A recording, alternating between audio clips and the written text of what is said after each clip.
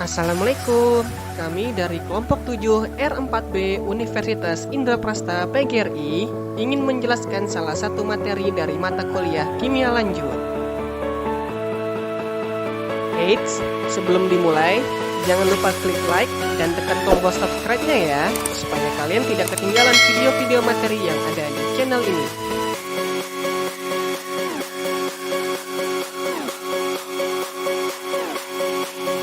Mari kita berkenalan dulu ya sebelum ke materinya. Yang pertama, perkenalkan, nama saya adalah Rizky Putra Laksmana dengan NPM 205 dan di sini saya sebagai pemandu kalian dalam video kali ini. Yang kedua ada Diana Christine Sidebang dengan NPM 104. Yang ketiga ada Salsa Paskalia dengan NPM 171. Lalu yang keempat ada Putri Elisa dengan NPM 525. Dan yang terakhir ada Shanwika Nursyam Wahyu Antoni dengan NPM 133. Kami berlima akan menjelaskan materi mengenai senyawa karbon. Yuk, kita langsung masuk saja ke penjelasannya.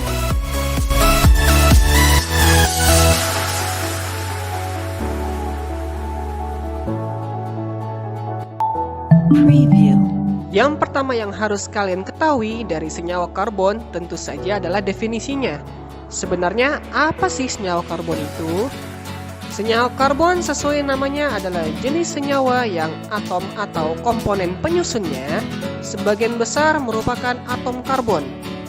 Namun, senyawa ini juga mengandung atom lain seperti hidrogen, nitrogen, oksigen, atau unsur-unsur organik lainnya. Senyawa karbon ini dikelompokkan berdasarkan gugus fungsi yang dimilikinya. Gugus fungsi merupakan gugus atom yang nantinya akan menentukan struktur dan sifat senyawa karbon tersebut. Jadi, berdasarkan gugus fungsinya, senyawa karbon dikelompokkan menjadi 7 golongan. Yang pertama adalah alkohol atau alkanol. Yang kedua adalah eter atau alkoksi alkana. Yang ketiga adalah aldehid atau alkanal. Yang keempat adalah keton atau alkanon. Yang kelima adalah asam karboksilat atau asam alkanoat. Lalu yang keenam adalah ester atau alkil alkanoat. Dan terakhir yang ketujuh adalah haloalkana. Karena materi ini akan dibagi menjadi 2 kelompok, maka pada video kami kali ini, kami hanya akan menjelaskan 4 golongan saja. Baik, langsung saja kita ke golongan pertama.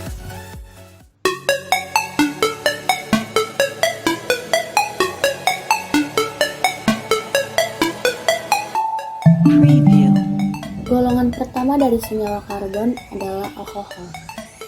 Kalian pasti sudah sering mendengar apa itu alkohol. Dalam ilmu kimia, alkohol atau alkanol merupakan senyawa karbon yang mengikat atau mengandung gugus OH, dengan kata lain memiliki gugus hidroksil.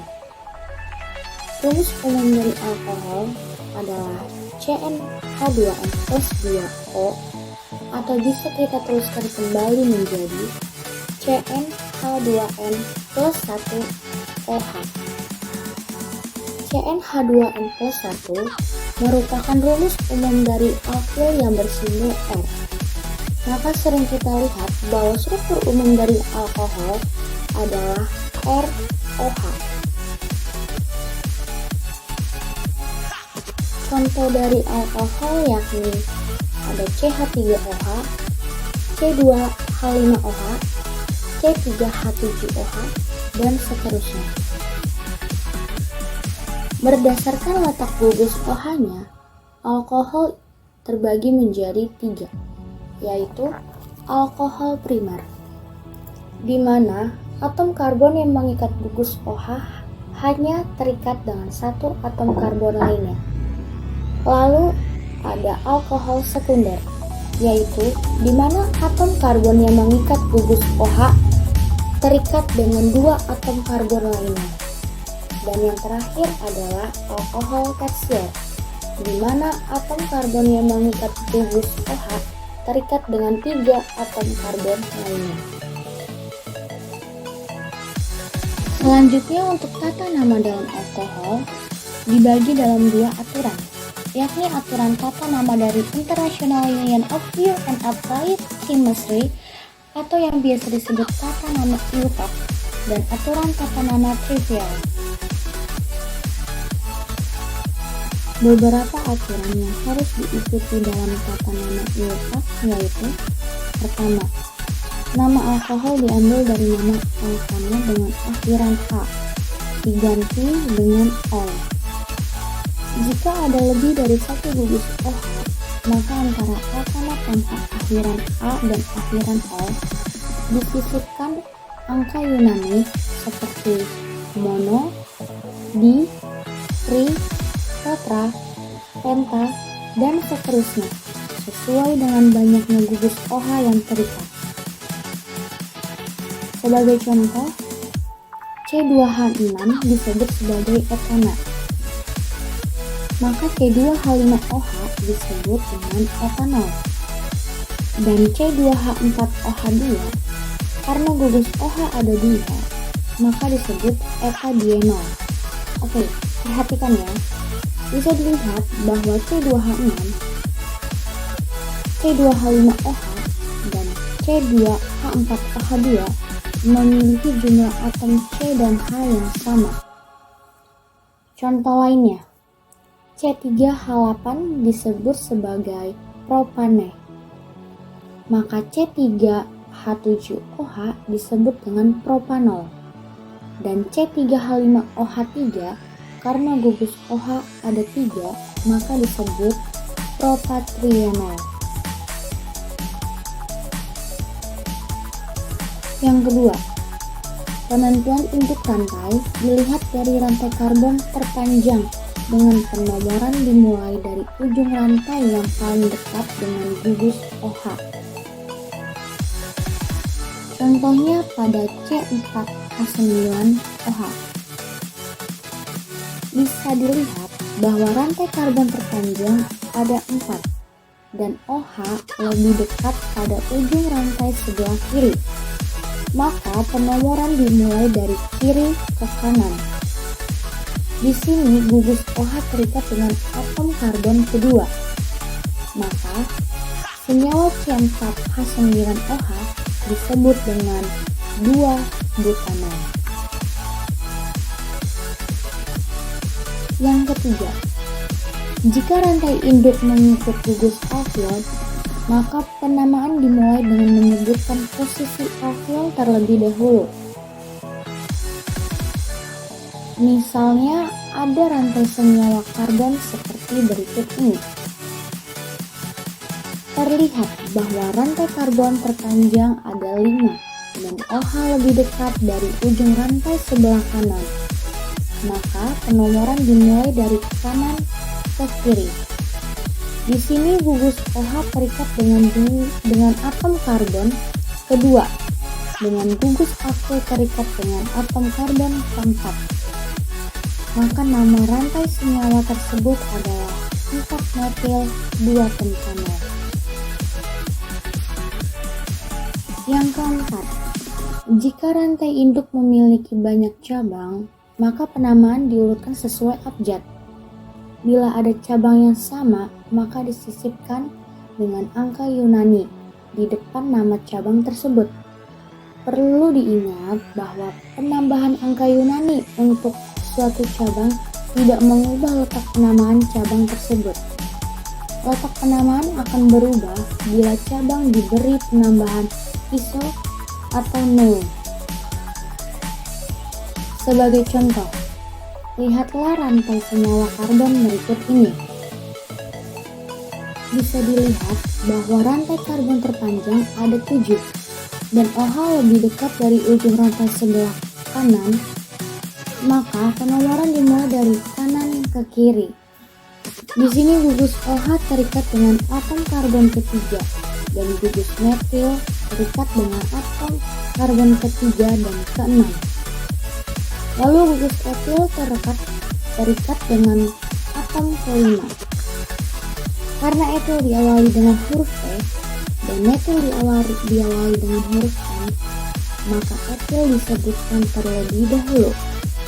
Jadi nama rantai senyawa tersebut adalah 5 etil 3,6 dimetil 3 heptanol. Selanjutnya ada aturan tata nama trivial. Masih ingat dengan rumus umum alkohol? Ya, rumusnya adalah CnH2n+1OH. CnH2n+1 sebagaimana yang kita ketahui adalah rumus umum dari alkil. Disinilah tata nama trivial bekerja, karena dalam tata nama ini, alkohol atau alkanol diberi nama alkyl alkohol. Supaya lebih jelas, lihatlah beberapa contoh berikut ini. C2H5OH. C2H5 disebut dengan etil. Maka C2H5OH dengan tata nama trivial dinamakan sebagai etil alkohol. Dengan pola yang sama, C3H7OH adalah propil alkohol. Kemudian ada C4H9OH adalah butil alkohol, dan seterusnya. Sekarang kita masuk ke pembahasan sifat dari alkohol. Alkohol atau alkanol memiliki sifat fisik dan sifat kimia. Sifat fisiknya yakni yang pertama, titik didih alkohol yang relatif tinggi. Hal ini terjadi karena akibat langsung dari adanya daya tarik intermolekuler yang kuat. Perlu diketahui, titik didih adalah ukuran kasar dari jumlah energi yang diperlukan untuk memisahkan suatu molekul cair dari molekul yang paling dekat dengannya. Apabila molekul terdekatnya melekat pada molekul tersebut dalam bentuk ikatan hidrogen, maka dibutuhkan energi yang cukup besar untuk memisahkan ikatan tersebut. Sifat fisik yang kedua yakni alkohol dengan massa molekul rendah dapat larut dalam air dengan baik. Kelarutan ini lebih disebabkan oleh ikatan hidrogen antara alkohol dengan air. Semakin panjang rantai karbon, maka semakin kecil kelarutannya di dalam air.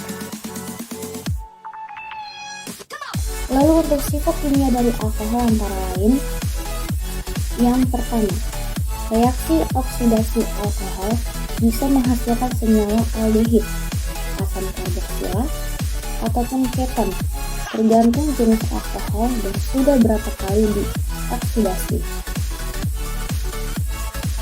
Yang kedua, alkohol kering yang tidak mengandung air dapat direaksikan dengan logam natrium maupun kalium sehingga atom H dari gugus OH diganti dengan logam tersebut sehingga terbentuklah Na-alkoholat. Alkoholat tersebut jika terdapat di air maka akan kembali menjadi alkohol dan natrium hidroksida atau NaOH. Dan yang terakhir, alkohol dengan asam alkanoat dapat membentuk ester. Reaksi ini sering disebut dengan reaksi esterifikasi. Kita sering bertanya-tanya, bagaimana sih alkohol itu diproduksi? Dalam bidang industri, alkohol diproduksi dengan dua cara. Cara yang pertama dengan fermentasi, mempergunakan glukosa yang diproduksi oleh gula dari hidrolisis amilin. Fermentasi alkohol ini dibantu dengan KAM dan suhu di bawah 37 derajat Celcius.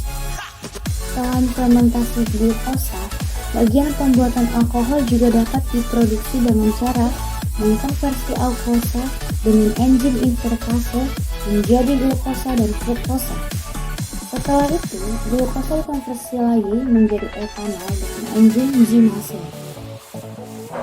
Cara yang kedua yaitu dengan hidrasi langsung mempergunakan etilena atau alkana lain dari bagian cracking dari minyak bumi yang didistilasi.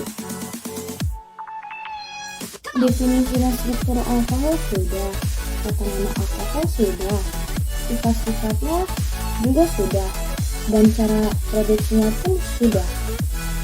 Maka kita tinggal membahas kegunaan dari alkohol.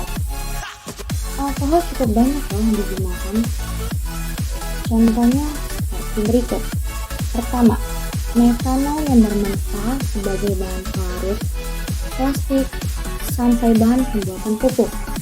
Selain itu, metanol berfungsi untuk membuat senyawa-senyawa lain seperti metil ester, asam etanoat, dan formaldehid. Yang kedua ada etanol. Selain menjadi bahan minuman, etanol juga dimanfaatkan pada pewarna makanan, obat-obatan, pelarut parfum, sampai desinfektan untuk pembersih luka. Yang ketiga, gliserol. Gliserol bermanfaat sebagai bahan obat-obatan, pelumas, dan berbagai fungsi lainnya di bidang kesehatan. Dalam kehidupan sehari-hari, alkohol jenis ini juga kita temukan sebagai bahan pada produk-produk kecantikan, contohnya pelembab wajah. Yang keempat, etilen glikol. Etilen glikol sebagai bahan anti beku, contohnya pada campuran air radiator di bumi. Fungsi ini sangat membantu di negara yang memiliki musim dingin. Selain itu, kita bisa menemukan alkohol jenis ini pada bahan tambahan cat, cairan lem, dan lain-lain. Selesai deh pembahasan kita mengenai alkohol. Untuk pembahasan selanjutnya mengenai eter akan dibawakan oleh rekan saya.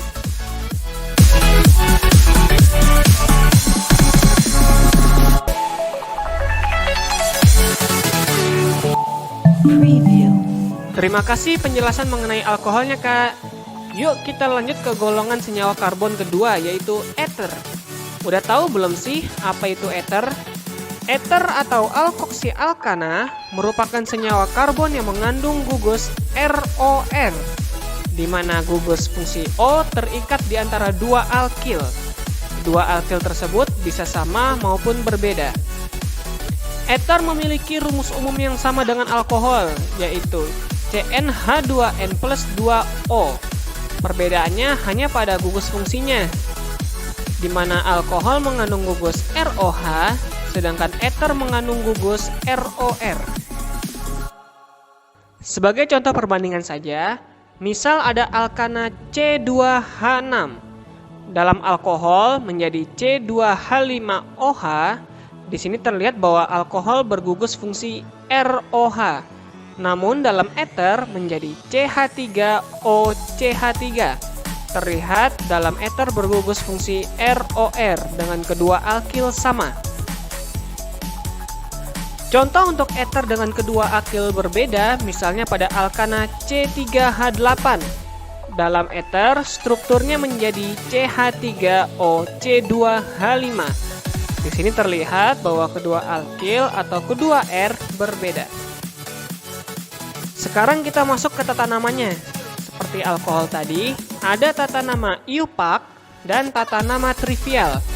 Untuk tata nama eter berdasarkan tata nama IUPAC, peraturannya adalah yang pertama, gugus alkana terpanjang yang mengikat O tetap dinamakan sebagai alkana. Lalu gugus alkana terpendek yang terikat dengan O diberi nama sebagai alkoksi. Nama alkoksi sama seperti alkana, dengan akhiran ana diganti dengan akhiran oksi. Sebagai contoh, ada rantai eter CH3O, CH2, CH3. Terlihat gugus alkana terpanjangnya adalah CH2, CH3. Maka gugus alkana ini diberi nama etana. Lalu CH3O sebagai gugus terpendek diberi nama metoksi. Maka nama rantai eter CH3O, CH2, CH3 adalah metoksi etana. Satu contoh lagi, misal ada rantai eter CH3, CH2, CH2O, CH2, CH3. Gugus alkana terpanjangnya adalah CH3, CH2, CH2, maka gugus ini dinamakan propana. Dan gugus OCH2, CH3 dinamakan sebagai etoksi. Maka nama rantai eter tersebut adalah etoksi propana. Yang kedua, induk rantai merupakan gugus alkana saja dengan alkoksi dianggap sebagai cabang. Penomoran dimulai dari ujung rantai induk dengan cabang terdekat. Sebagai contoh, lihatlah rantai eter berikut ini. Gimana? Sudah bisa membedakan belum mana yang alkana dan mana yang alkoksi? Ya, gugus alkananya adalah butana dan gugus alkoksinya adalah etoksi. Sekarang kita lihat letak cabang alkoksinya.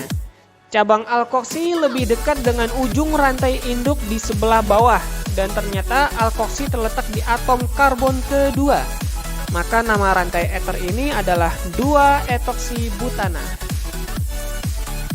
Yang ketiga, bila ada cabang alkil dalam rantai induk, penomoran tetap dimulai dengan ujung rantai yang terdekat dengan cabang, baik itu cabang alkil maupun cabang alkoksi. Penamaan eter diurutkan sesuai abjad, namun cabang alkoksi selalu disebut di bagian depan. Ya, untuk ini kita akan beri dua contoh. Misalnya ada rantai eter sebagai berikut. Pertama, kita tentukan dulu alkananya. Bisa kita lihat rantai terpanjangnya ada 7 atom karbon. Artinya rantai induk atau alkananya dinamakan heptana. Lalu untuk nama alkoksinya adalah etoksi. Dan ada 2 cabang metil dan 1 etil. Sekarang kita lihat mana cabang yang paling dekat dengan ujung rantai induk. Ternyata cabang alkoksi lebih dekat dengan ujung bawah rantai induk, maka penomoran kita mulai dari bawah. Baru deh terlihat kalau cabang alkoksi terikat dengan atom karbon kedua dari rantai induk. Cabang metil terikat dengan atom karbon ketiga dan kelima, dan yang terakhir cabang etil terikat dengan atom karbon keempat. Maka, rantai eter ini kita namakan sebagai 2-etoksi 4-etil 3,5-dimetil heptana. Untuk contoh kedua, hampir mirip dengan contoh pertama tadi. Hanya beda penempatan saja. Misal, lihatlah rantai eter ini. Seperti biasa, kita tentukan dulu alkananya. Sama seperti tadi, ada 7 atom karbon pada gugus alkana. Maka rantai induknya kita namakan sebagai heptana. Alkoksinya sama seperti tadi, yaitu etoksi, dan sama juga seperti tadi, ada 2 cabang metil dan 1 etil.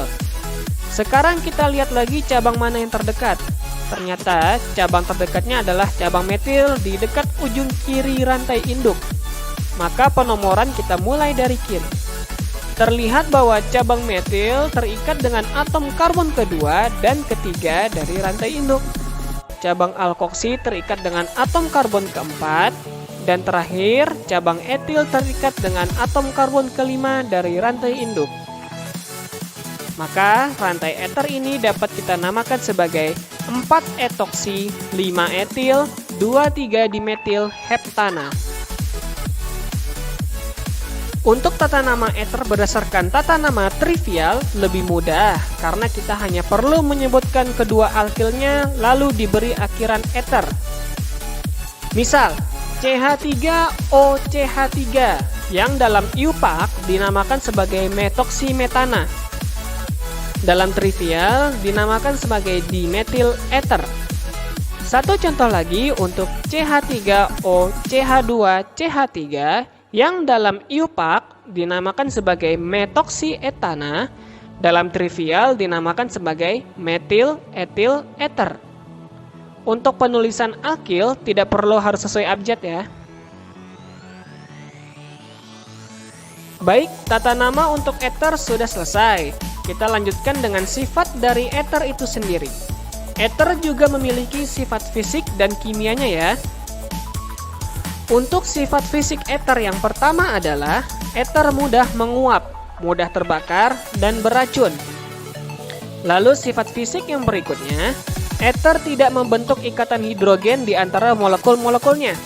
Senyawa ether hanya memiliki gaya antar molekul berupa gaya London. Oleh karena itu, terdapat perbedaan yang besar antara sifat fisik ether dengan alkohol atau alkanol jika kita amati berdasarkan titik didihnya. Sehingga titik didihnya lebih rendah jika dibandingkan dengan titik didih alkohol yang massa molekul relatifnya sama. Titik didih ether sendiri sebanding dengan titik didih alkana. Masuk ke sifat kimianya. Yang pertama, ether tidak bereaksi dengan Na dan PCl3. Lalu yang kedua, ether bereaksi dengan PCl5 namun tidak membebaskan HCl. Lanjut yang ketiga, ether bereaksi dengan HX di mana X adalah F, Cl, Br, atau I. Sifat kimianya yang keempat adalah dengan HI berlebih dan pemanasan akan menghasilkan Ri dan H2O, di mana R adalah alkil. Dan sifat kimianya yang terakhir adalah ether mudah terbakar membentuk gas CO2 dan uap air. Lalu bagaimana cara membuat ether? Nah, berikut ini 3 cara untuk membuatnya. Yang pertama dengan sintesis ether Williamson. Jadi ether dapat dibuat dengan mereaksikan suatu alkil halida atau haloalkana dengan suatu alkoksida. Alkoksida sendiri dapat dibuat dengan mereaksikan suatu alkohol primer dengan suatu basa seperti NaOH. Cara yang kedua adalah dengan mereaksikan alkil halida dengan perak iodida. Lalu cara yang ketiga adalah dengan dehidrasi alkohol.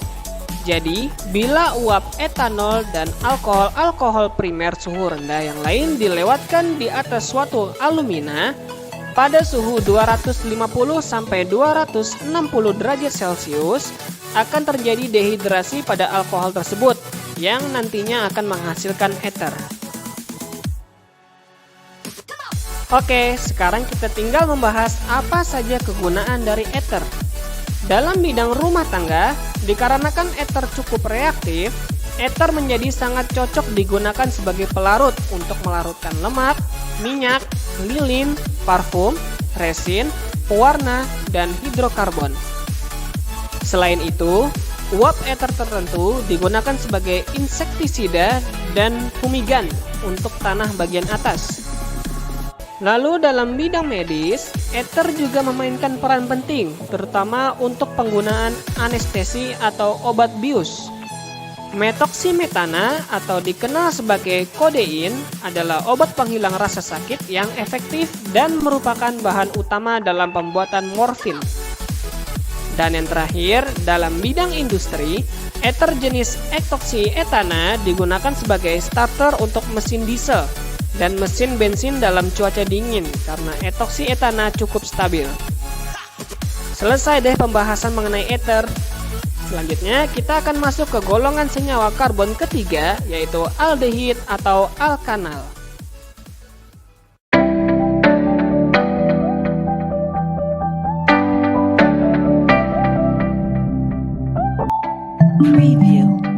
Oke, thank you Kak. Sudah 2 golongan nih kita bahas. Sekarang kita lanjut ke golongan ketiga ya, yaitu aldehid atau alkanal. Wih, apa sih aldehid tuh? Aldehid atau alkanal adalah senyawa karbon yang memiliki gugus karbonil di ujung rantai karbon induk dan diakhiri dengan atom hidrogen. Jadi, gugus fungsi aldehid adalah RCOH. Aldehid memiliki rumus umum yang berbeda dari alkohol dan ether, yaitu CnH2nO. Contoh dari aldehid ada HCOH, CH3COH, C2H5COH, dan seterusnya. Simple ya untuk aldehid ini. Sekarang kita langsung masuk saja ya ke tata namanya. Jika mengikuti aturan tata nama IUPAC, maka aturan yang harus diikuti adalah sebagai berikut. Yang pertama, nama alkanal diambil dari nama alkana dengan akhiran A diganti dengan al. Jadi, dalam aldehid ada metanal, etanal, propanal, butanal, dan seterusnya. Contoh, perhatikan rantai aldehid berikut ini. Terlihat di rantai induk ada 3 atom karbon, maka dari itu rantai aldehid ini disebut sebagai propanal. Contoh lagi, untuk rantai dengan 5 atom karbon, rantai ini dinamakan pentanal. Yang kedua, penamaannya hampir mirip dengan alkana karena cabang yang ada pada aldehid yang harus diperhatikan hanyalah cabang alkil. Namun, perbedaannya yaitu pada sistem penomoran. Dalam aldehid, penomoran selalu dimulai dari gugus COH. Jika pada rantai alkana penomoran kita lakukan dari kanan ke kiri karena ada cabang metil yang dekat dengan ujung rantai induk, maka namanya menjadi 3-etil 2-metil pentana. Namun, pada rantai aldehid, penomoran kita lakukan dari kiri ke kanan karena gugus COH-nya ada di sebelah kiri. Dengan begitu, nama dari rantai aldehid ini adalah 3-etil 4-metil pentanal. Bagaimana? Mudah bukan? Di mana ada kemudahan, di situ ada kesulitan karena semua di dunia ini harus seimbang. Oke? Kesulitan dalam tata nama aldehid ada pada tata nama trivialnya. Karena nama trivial aldehid ini diambil dari nama trivial asam alkanoat yang kalian harus hafal lagi karena tidak berpola. Tetapi, jika kalian sudah hafal nama trivial asam alkanoat, maka kalian bisa dengan mudah menamakan aldehid dari tata nama trivialnya. Karena nama trivial aldehid hanya mengubah akhiran -at dari trivial asam alkanoat menjadi akhiran aldehida. Sebagai contoh, HCOH berdasarkan IUPAC bernama metanal, tetapi berdasarkan trivial bernama formaldehida. Contoh lagi nih, C2H5COH jika berdasarkan IUPAC bernama propanal, tetapi berdasarkan trivial bernama propionaldehida. Kalian bisa melihat tabel berikut untuk nama-nama trivial aldehid. Nah, sekarang kita masuk ke sifat dari aldehid. Sama seperti sebelumnya, aldehid juga memiliki sifat fisik dan kimianya. Untuk sifat fisik dari aldehid cukup banyak, di antaranya yang pertama, formaldehida berbentuk gas pada suhu kamar. Kedua, etanol dan aldehida rendah lainnya dan keton adalah cairan volatil atau mudah menguap yang tidak berwarna. Ketiga, aldehida dan keton yang lebih tinggi berbentuk zat padat. Keempat, aldehida yang lebih rendah memiliki bau yang tajam. 5. Semakin ukuran molekul aldehida dan keton meningkat, baunya menjadi kurang tajam dan lebih halus. Keenam, banyak aldehida dan keton alami digunakan dalam campuran parfum. Aldehida dan keton juga digunakan sebagai zat penyedap. Ketujuh, aldehida dan keton yang lebih rendah hingga 4 atom karbon larut dalam air dalam semua proporsi karena mereka membentuk ikatan hidrogen dengan air. Kedelapan, kelarutan aldehida dan keton menurun dengan cepat pada peningkatan panjang rantai alkil. Kesembilan, semua aldehida dan keton cukup larut dalam pelarut organik seperti benzene, ether, metanol, kloroform, dan lain-lain. 10. Kelarutan aldehida dan keton dalam air meningkat seiring dengan peningkatan ikatan hidrogen. Terakhir, titik didih aldehida dan keton lebih tinggi dari hidrokarbon dan ether dengan massa molekul yang sebanding. Untuk sifat kimia dari aldehid adalah aldehida bersifat sebagai reduktor kuat sehingga dengan mereduksi senyawa yang bersifat oksidator lemah. Aldehida dapat diidentifikasi dengan pereaksi Fehling dan pereaksi Tollens. Oksidasi aldehid ini akan menghasilkan asam karboksilat. Lalu, bagaimana cara membuat aldehid? Aldehid dapat dibuat dari reaksi oksidasi alkohol primer. Pada reaksi oksidasi aldehid digunakan KMNO4 atau K2CR2O7 sebagai oksidator dalam suasana asam. Sebagai contoh, senyawa asetaldehida atau etanol dibuat dari etanol yang dioksidasi.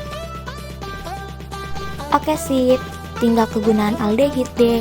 Aldehida sering dimanfaatkan untuk berbagai hal, mulai dari bidang farmasi, industri, bahkan makanan minuman juga.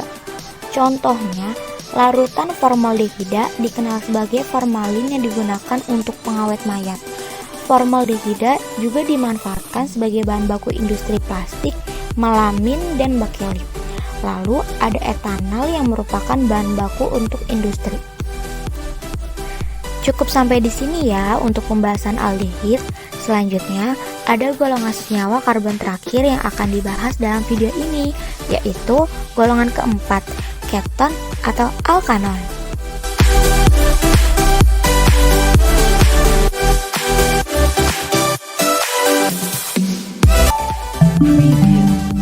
Mantap, thank you penjelasannya ya. Wow, sampai juga kita pada golongan senyawa karbon terakhir dalam video ini, yaitu keton atau alkanon. Tahu gak nih apa itu keton? Keton atau alkanon adalah senyawa karbon yang mengandung gugus karbonil yang terapit atau berada di tengah-tengah dua alkil. Kedua alkil ini pun bisa sama atau berbeda. Singkat cerita, keton ini adalah versi eternya dari aldehid guys, dengan gugus fungsi RCOR. Rumus umum dari keton pun sama dengan aldehid, yaitu CnH2nO.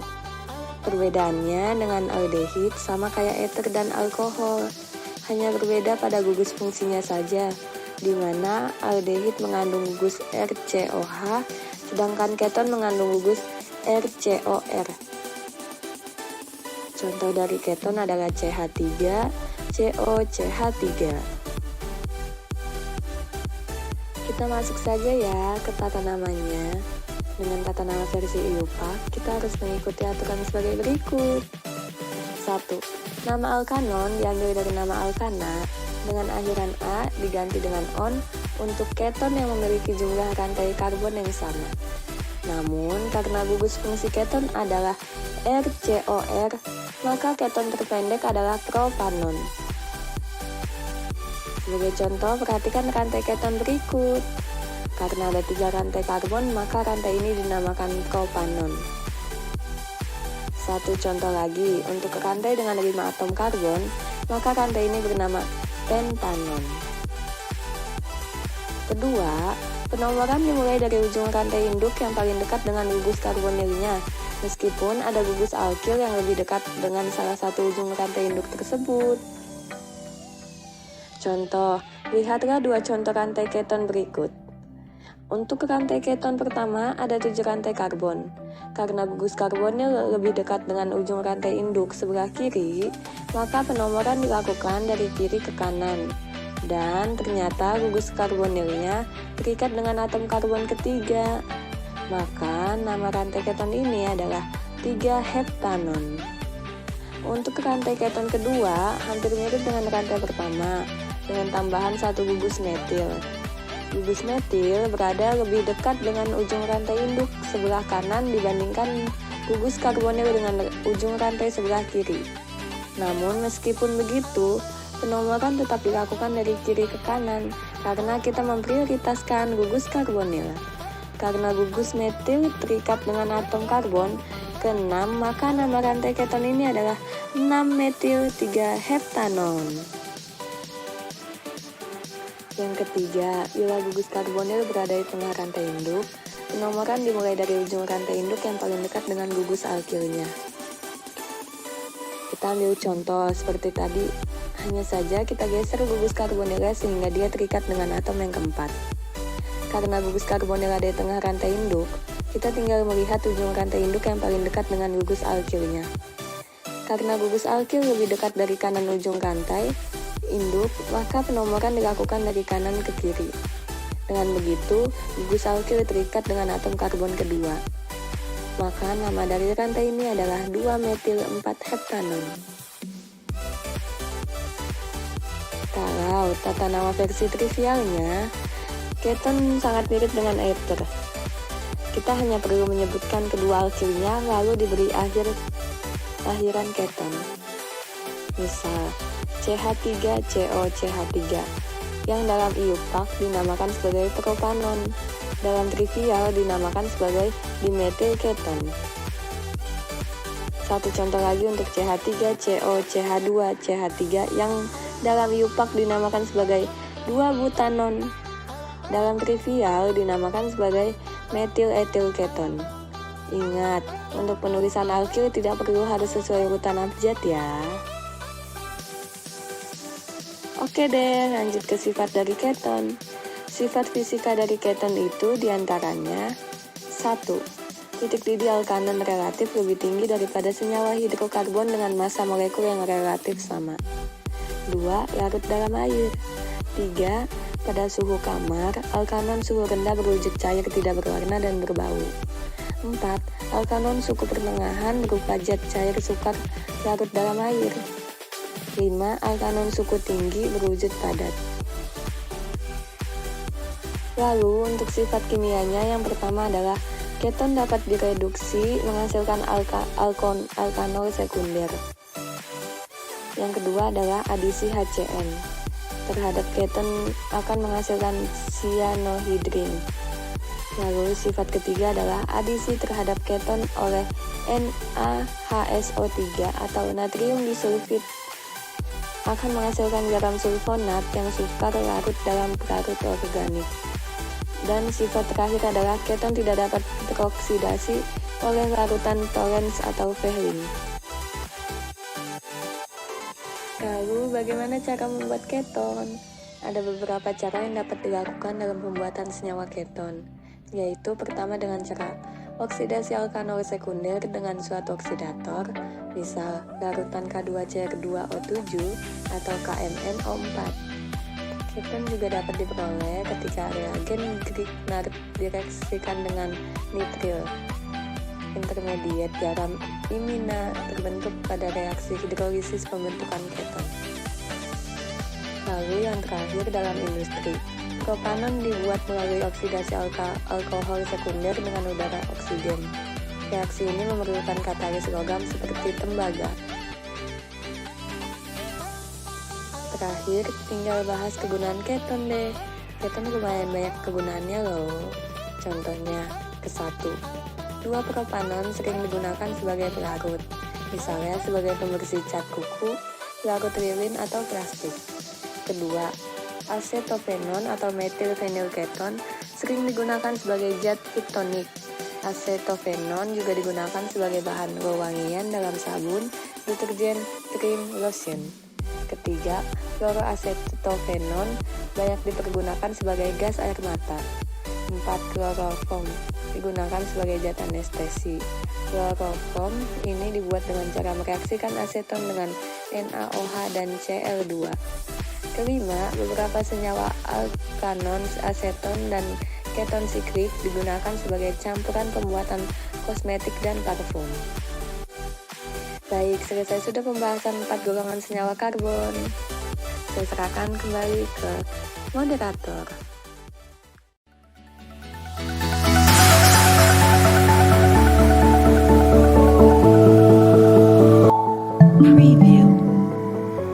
Oke, terima kasih kalian atas pemaparan materinya. Gimana? Mudah bukan materi tentang senyawa karbon ini? Semoga apa yang sudah kami jelaskan dapat menambah ilmu kalian dan dapat bermanfaat di kemudian hari ya. Biarkan saya berikan rangkuman untuk struktur umum dari keempat senyawa karbon tadi, agar kalian tidak lupa perbedaannya. Untuk alkohol, struktur umumnya adalah ROH. Ether adalah ROR, aldehid adalah RCOH, dan yang terakhir keton adalah RCOR. Baik, dengan begitu berakhir sudah materi dalam video kali ini. Saya mewakili teman-teman saya mengucapkan terima kasih karena sudah menonton video kami. Sampai ketemu lagi dalam video lainnya dan selamat belajar.